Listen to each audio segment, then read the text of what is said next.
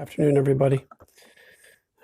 Today we're going to be looking at the meaning of Sabbath. I've said a few times over the last couple of weeks that one thing that God is calling us to is to a deeper rest. Sabbath is all about joy and peace and family and God, who is the source of all those things. And today we're going to be looking at another controversy passage with the Pharisees. So continuing in the Gospel according to Mark, the second chapter, starting at the 23rd verse. One Sabbath, Jesus was going through the cornfields, and as they made their way, his disciples began to pluck heads of grain. The Pharisees said to him, "Look, why are they doing what is not lawful on the Sabbath?" And Jesus said to them, "Have you never read what David did when he and his companions were hungry and in need of food? He entered the house of God when Abiathar was high priest and ate the bread of the presence, which it is not lawful for any but the priest to eat. And he gave some to his companions. Then he said to them, 'The Sabbath was made for man, and not man for the Sabbath. So the Son of Man is Lord even of the Sabbath.'" Question 1.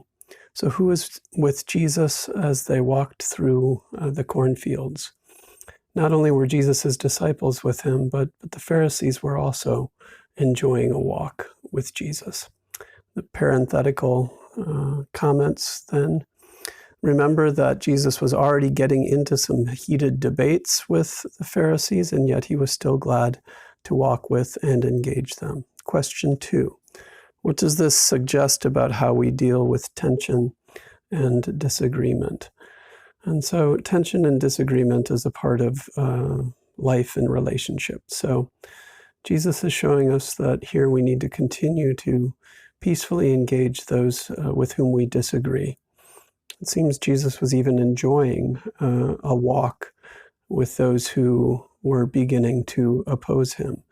And that's what we as Christians are called to be and do in this world, to walk alongside those who struggle with faith and have a very different viewpoint from us, so that we can engage and not only talk to them about what we believe and why we believe it, but more importantly, show them with our love and our care why we believe our perspective is right and good. Question 3. Jesus' followers had not been fasting like John's, and now his followers are doing something else surprising. What is that? His followers were plucking grain on the Sabbath, and they were doing that because they were hungry. Question 5. What is the purpose of the Sabbath? The purpose of the Sabbath is restoration. God's people were called to rest on the Sabbath and not do any work. And the purpose of their resting and not doing any work was to find restoration, to find wholeness and completion in God. Question 6. So was the disciples' action in line with the spirit of Sabbath? I believe it was. They needed restoration. They were hungry. And when you're hungry, the way that you find health and wellness is by way of eating something. And so they were indeed fulfilling the spirit of the Sabbath law, even if they might have been breaking the letter of the law. Question 7.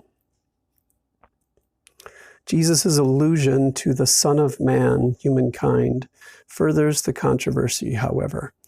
How was and how is this controversial and divisive still today? I think the main sticking point between Christians and non-Christians is, of course, over the person of Jesus and how we understand Jesus. It was divisive when Jesus himself was alluding to himself as the Son of Man, and it remains divisive today when we say that Jesus is the Lord of all creation and the Son of God and the Prince of Peace and the King of Kings. These are things that we as Christians believe, but which non-Christians typically do not. So how do we handle that? In a pluralistic world, I think the way that we handle that is by, first of all, seeking to find common ground. Can we talk to Jews together about how Jesus might have been a kind of prophet, and remind them and remind ourselves that some 75% of Jesus' teachings were found in the Old Testament and other Jewish sacred books.